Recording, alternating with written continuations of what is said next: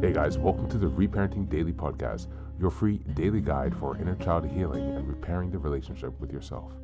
This podcast helps you establish a consistent reparenting routine and is divided into 3 sections. The first is a daily reading, the second is a discussion of that reading, followed by suggested journal prompts, and the last section is a peaceful binaural beats meditation for closing. Good morning, good afternoon, and good evening from whenever and wherever you're joining us. I'm so glad that you can join us today on this journey of healing, self-expansion, and growth. If this is your first time, welcome. As a celebration of recently passing episode 500, I've opened up a free membership tier for our Patreon community. And this is so that you can access additional resources as well as join our weekly Zoom support calls for free. I understand that there's a lot going on in the world right now, and I know that so many people are really struggling. And so my hope with this is to encourage others to take up the serious work of reparenting and to offer a free community where people can do that. I'd also like to thank everyone who's been along for the journey so far. We've passed episode 550 and continuing beyond. And so this is just a reminder to you all that this is a free podcast, but if you'd like to support the project, you can purchase the Reparenting Daily Journal where you can follow us along all year. This 333-page journal gives you extra insight and resources for each week and also provides space for you to keep your notes.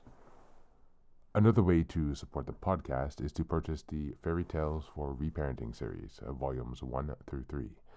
This collection organizes famous and obscure fairy tales from around the world into 3 phases of the hero's journey, from beginning, middle to end. While you may think that fairy tales are for kids, I'd like to challenge you. These stories contain profound truths and lessons carried down over centuries that we can use in our own reparenting journeys. It's a fun way to reconnect with your inner child. Each volume comprises 10 fairy tales. Each volume also contains an analysis section that helps you dive deeper into the message, as well as journal prompts with space for you to keep your notes. Lastly, you can also support this podcast by taking a paid Patreon subscription, by purchasing some of the books that are available on Amazon, or by donating on Buy Me a Coffee. You can find all this information on the Support Us section on the website. Thank you again for your time. And so now with these announcements out of the way, let's dive into today's practice.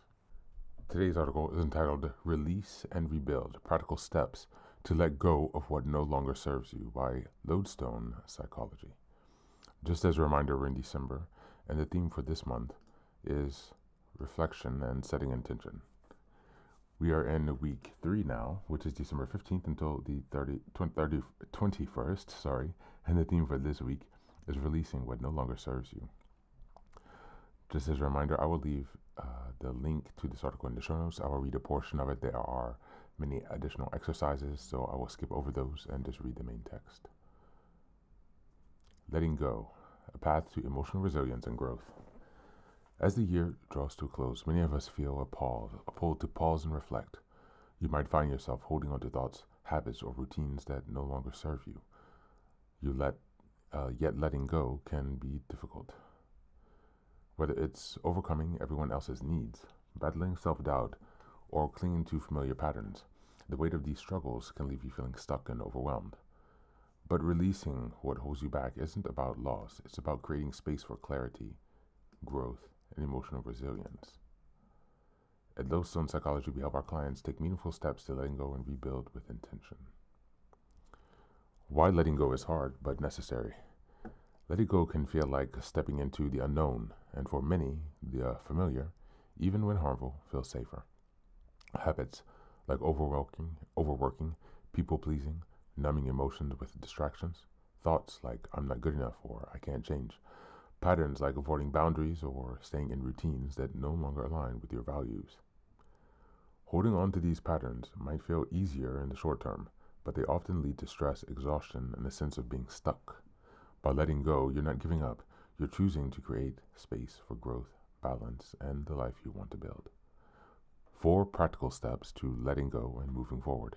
Number 1, identify what's holding you back. The first step in letting go is to understand what's weighing you down. Take time to reflect. What thoughts, habits, or relationships are draining my energy, and what would I gain by letting go? Number 2, start small. Let go one step at a time. Letting go doesn't happen overnight. Start with one small, manageable action. Replace one draining habit with something positive. For example, swap 10 minutes of social media scrolling with a few minutes of deep breathing or quiet reflection. Set a boundary. Leave work on time or turn off your notifications after 8 p.m. Number 3, be kinder to yourself. Practice self-compassion.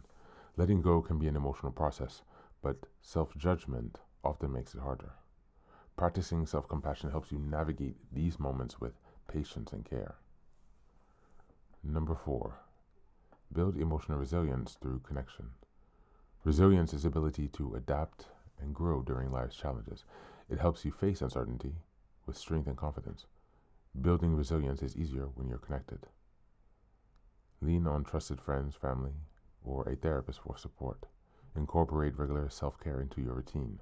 Celebrate small wins along the way. Progress matters. What letting go can create for you. Letting go isn't about erasing the past, it's about choosing something better. Imagine waking up with a sense of calm and purpose, feeling confident, setting boundaries that honor your time and energy, and trusting yourself to face challenges and take intentional steps towards your goals. When you let go of what no longer serves you, you make room for clarity, growth, and a life that feels aligned with who you are. Thank you, and that's the reading for today.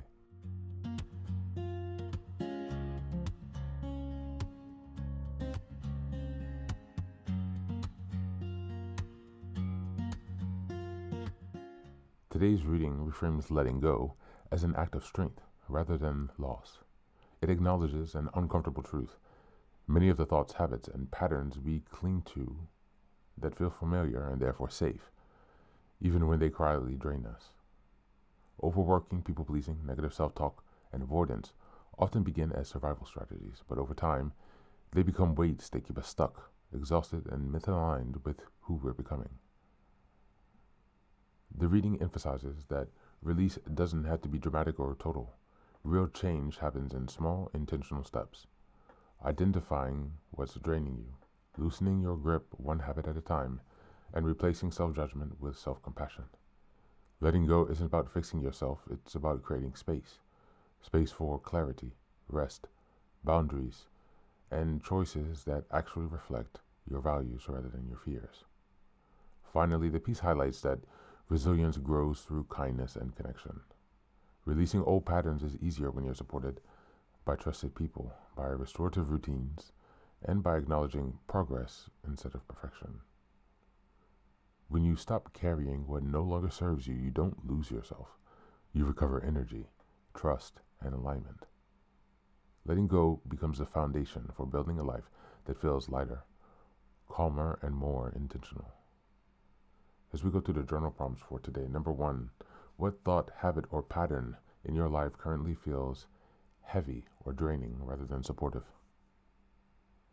Number 2, if you released that one thing, even slightly, what space or relief might it create for you? And number 3, what is one small boundary or compassionate action you can take this week to support letting go? That's it for today, and as always, thanks for being here. Take care of yourself, and please do be well.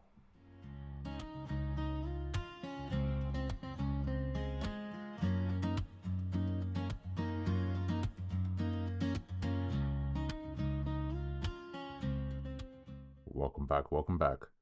Now, this is the third and final section of the daily podcast. This is your silent meditation. Please go ahead and find a space where you can be comfortable and undisturbed, where you can relax and spend some time with yourself for this 10-minute silent meditation. You can choose to be sitting, standing, lying down, or in whatever position makes you comfortable today. Take a moment to simply be with yourself. Focus on your breath and gently connect with each part of your body. If thoughts arise, don't let them overwhelm you. Just observe them without attachment. Imagine them as leaves drifting down atop a river, passing by without needing your engagement. Stay present, grounded, and open to this moment.